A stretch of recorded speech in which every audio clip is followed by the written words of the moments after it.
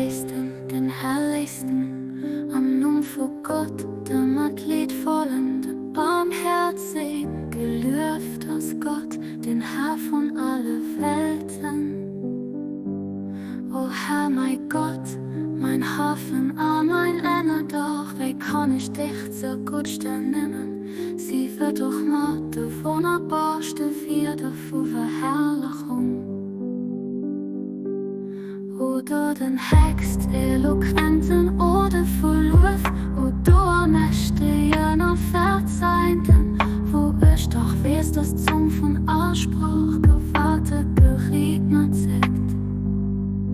Einer Ausdruck voller von der menschlichen Feder oder zum Durchneget beim Versuch, wir nennen von den Zeichen von Dingen, am Mächte gestärkt zu verherrlichen. Oder Sehnsucht wird, dort von dir geschaffen, kauf heiße Löwen.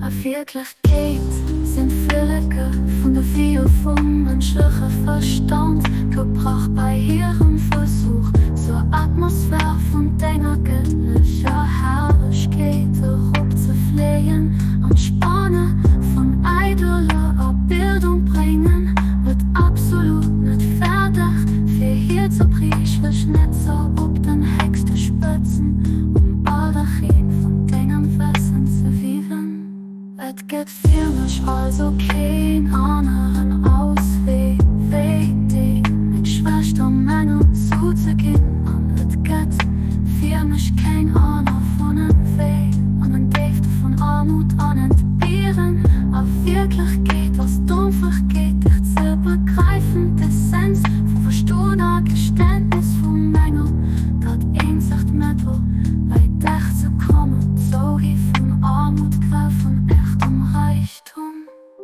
O Herr, Dinge an Dinge oprichtige, Dinge gnädig zur Seite an Eiser einer Werfung, Führung, Dinge, hehe schwer, stark Eisern bieten an.